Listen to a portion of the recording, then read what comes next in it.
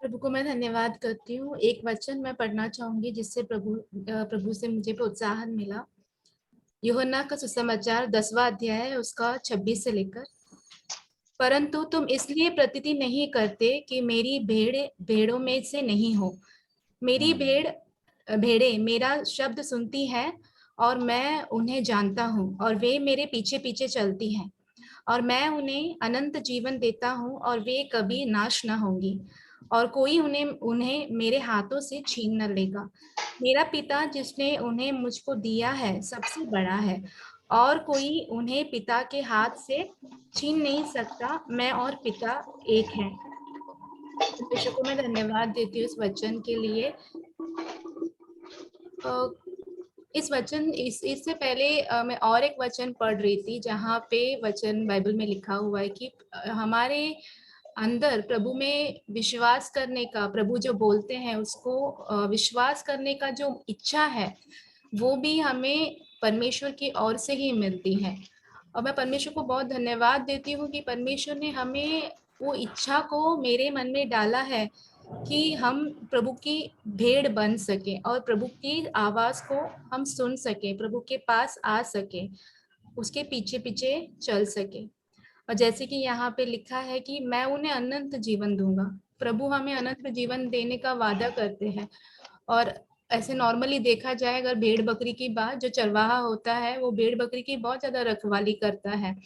जैसे कि अगर कहीं गिर जाता है उसको उठा लेता है, वहां से अगर खाई में गिर जाता है तो उठा लेता है। तो मैं अपने जीवन में देखती हूँ कि अगर मेरे भी जीवन में ऐसे कोई कष्ट आ जाते हैं या तो फिर अनएक्सपेक्टेड कुछ भी बातें आ जाती है तो प्रभु प्रभु के पीछे चलने के द्वारा प्रभु मेरी सहायता करते हैं। थोड़े समय के लिए थोड़ी बहुत तकलीफ हो सकती है, हो सकता है कोई हमारे करीबी से ही हो कुछ प्रॉब्लम आई या तो फिर कोई और इश्यूज आए हो हमारे लाइफ में, पर परमेश्वर पिता हमें उन्होंने पहले से ही चुन लिया है।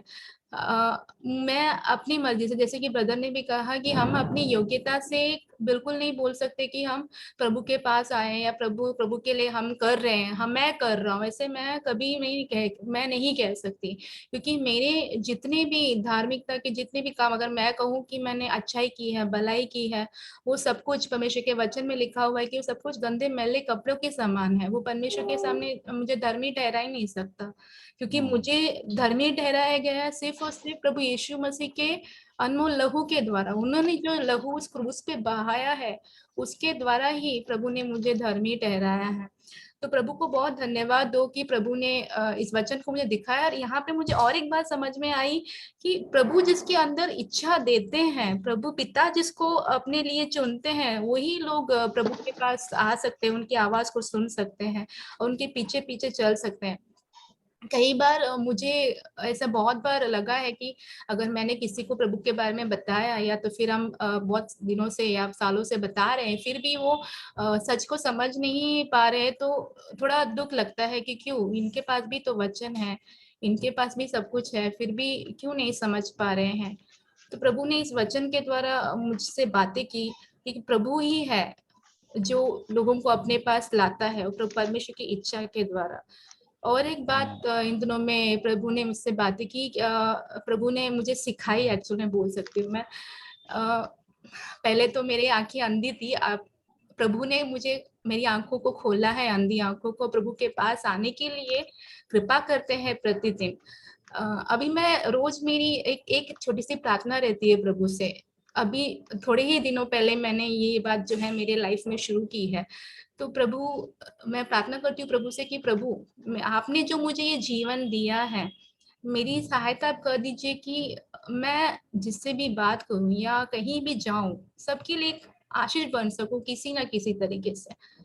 तो प्रभु इस प्रार्थना के द्वारा मैंने देखा है मेरे लाइफ में कि प्रभु ने बहुत बदलाव लाया है, काम किए हैं। मैं अपनी बड़ाई के लिए नहीं बोलूंगी कुछ भी, मुझे सिर्फ बताना है कि प्रभु ने ये मेरे लाइफ में किया है। क्योंकि ऐसा हो रहा है अभी हाल ही में, ऐसे होता जाता है कि अचानक से मुझे ऐसे याद आता है मुझे कोई किसी से बात करनी है, फोन करना है, तो उनको फोन करती हूँ तो मुझे पता चलता है कि उनके कोई बीमार रहता है या तो फिर कुछ और प्रॉब्लम रहती है, तो वो मुझे बताते हैं, तो मैं उनके लिए प्रार्थना कर पाती हूँ। तो परमेश्वर की परमेश्वर की कृपा है कि जब हम उनकी आवाज सुन के उनके उनके पीछे चलने की कोशिश करते हैं, हमारी सामर्थ से नहीं, प्रभु यीशु मसीह के ही सामर्थ के द्वारा, तो प्रभु अपनी जो महिमा है हमें मेरे जीवन के ऊपर प्रकट करने के लिए बहुत ही महान है। वो हमसे छोटी छोटी चीजों में बात करते हैं, हमें एक मार्ग दिखाते हैं और हमारे अंदर के विश्वास को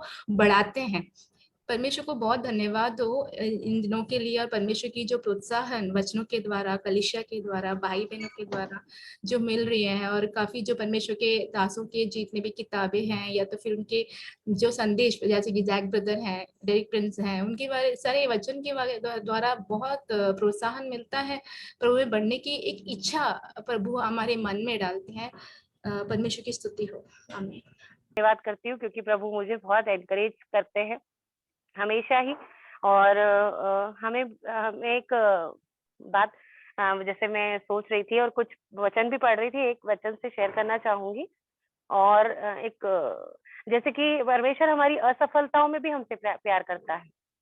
और जिस तरीके से जैसे हम कभी मैं मेरा बताती हूँ, जैसे मैं कभी बहुत सारे ऐसे डिस्करेजमेंट मेरे जीवन में आ जाता है। मैं कभी कभी ऐसा सोचती हूँ कि प्रभु को खुश करने वाला मैं जीवन नहीं जी रही हूँ। I am not satisfied. मैं कभी कभी ऐसा सोचती हूँ कि मैं ही सेटिस्फाइड नहीं हूँ तो प्रभु कैसे होंगे मुझसे सेटिस्फाइड। मैं अपने जीवन से प्रभु के लिए खुश नहीं कर पा रही हूँ। कभी कभी बहुत निराशा में आ जाती हूँ कि प्रभु के लिए मुझे जीना है कैसे भी करके, पर प्रभु के लिए अच्छा जीवन जीना है। मतलब प्रभु को भाना चाहिए, मेरा जीवन अच्छा लगना चाहिए। तो मुझे परमेश्वर ने एनकरेज किया है कि जैसे कि पतरस के लिए भी प्रार्थना की थी कि वो गिरा था। परमेश्वर ने उसको बोला था कि लूका 22 उसके 31 में, हे शमौन देख, शैतान ने तुम लोगों को मांग लिया है कि गेहूं की नहीं फटके, परंतु मैंने तेरे लिए विनती की है कि तेरा विश्वास जाता ना रहे। जब तू फिरे तो अपने भाइयों को स्थिर करना। मतलब कि हमारे पास टेम्पटेशन आएंगे, प्रलोभन आएंगे, और ऐसा भी हो सकता है कभी कभी कि हम पाप पे गिर जाए, तो प्रभु से माफी मांगनी है तुरंत, और हमें मन फिराना है। और कभी भी अपना विश्वास को खोने नहीं देना है। अपना विश्वास मत खो कभी भी। हम हमारे पास एक ही बात है, प्रभु को बिना विश्वास किए हम प्रसन्न नहीं कर पाएंगे। तो इसलिए हमारा विश्वास नहीं जाना चाहिए।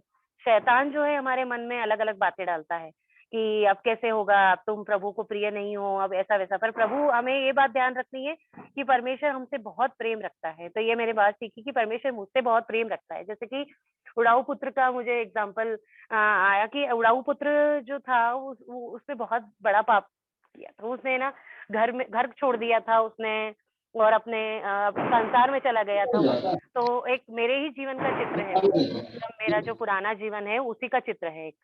तो मैं भी अपने आप को उसी के समान समझती हूँ। और जब प्रभु मुझे अपने पास लेकर आए, जब मैंने अपने जीवन में बहुत हताश हो गई थी, तो मैंने यही सोचा था कि अब कुछ नहीं बचा है, अब जीने के लिए कोई उम्मीद नहीं है, कोई फर्क नहीं पड़ता है, अब खत्म भी हो जाए तो कोई दिक्कत नहीं। पर प्रभु ने मेरे मन में एक आवाज डाली थी कि मेरा हृदय बहुत बड़ा है, वापस लौट कर आओ। तो प्रभु का बहुत धन्यवाद उस बात के लिए। और ऐसे ही उड़ाऊ पुत्र के समान भी हुआ था कि उसको उसको मन में विश्वास था कि मेरा पिता मुझे नहीं निकालेगा। मेरा पिता, मैं अगर उसके पास जाऊंगा वापस लौट कर, तो वो मुझे नहीं निकालेगा। और एक बार ब्रदर जैक का भी मैंने सुना था कि वो अगर उसका पिता मर जाता उड़ाऊ पुत्र का, तो वो वापस लौट कर नहीं आता अपने भाई को देखकर। पर क्योंकि उसको मालूम था कि उसका प्यार करने वाला पिता उसके वहां पर है, इसलिए वो लौट कर आया। इसलिए ये इस एनकरेजमेंट के लिए मैं प्रभु का धन्यवाद करती हूँ कि हमें अपना विश्वास कभी नहीं खोना और हमेशा प्रभु के पीछे चलते रहना है। और जब भी हम कुछ ऐसी चीजों में गिर जाते हैं तो हमें प्रभु से बिल्कुल माफी मांग लेनी है और परमेश्वर से बोलना है कि प्रभु, आप, मैं विश्वास करती हूँ कि आपने मुझे क्षमा कर दिया है और अब मुझे आपके लिए जीवन बिताना है। और एक चीज और, कि हमें हमेशा एक दूसरे को एनकरेज करना चाहिए, हर एक बहनों को।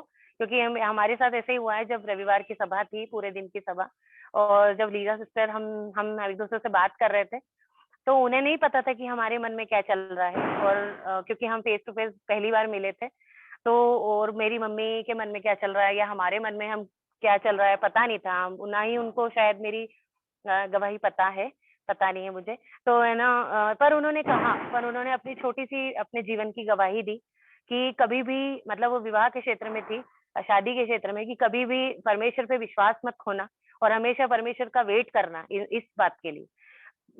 और है ना, और मम्मी को भी उन्होंने बोला था कि परमेश्वर पे भरोसा करना और कभी भी विश्वास मत खोना, अपनी समझ का भरोसा मत करना और हमेशा आपको ऊपर से सही लग सकता है वो चीज़ कि अगर आप अपने मन मर्ज़ी का करो तो ऊपर से अच्छा लग सकता है, पर अंदर आप जब जाएँगे तो बहुत अंधेरा होगा।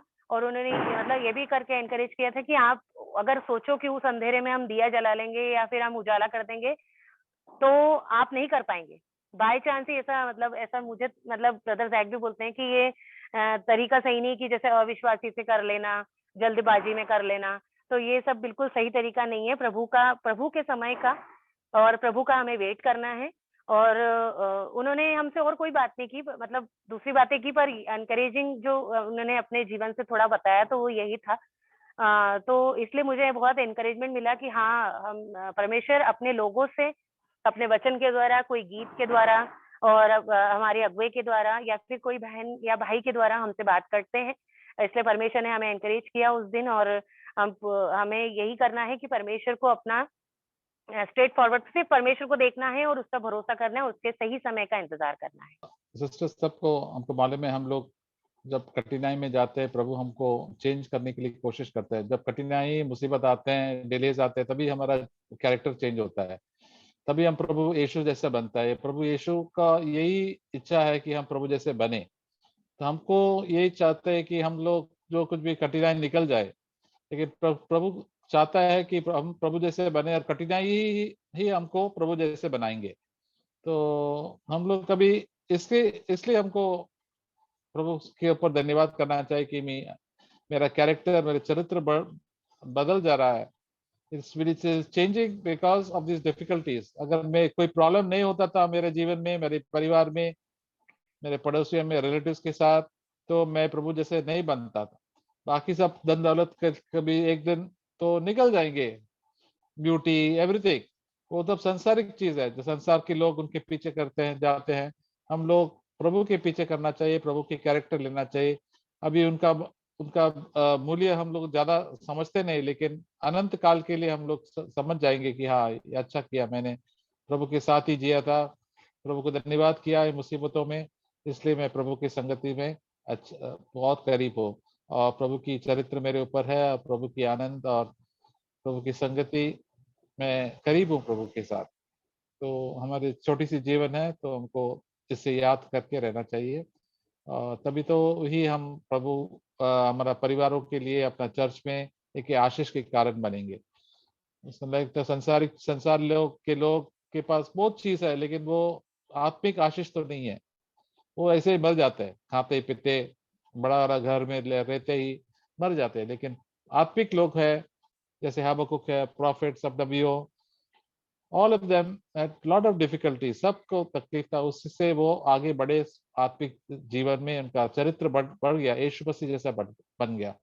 इसलिए प्रभु हमको प्रोत्साहित करते हैं, प्रभु के जैसा जीना चाहिए। रोज एक एक दिन प्रभु हमको देते हैं जीने के लिए, हमको एक साल नहीं देता है, एक एक दिन, आज का दिन प्रभु ने, यहोवा ने बनाया, हम उसमें आनंदित होंगे।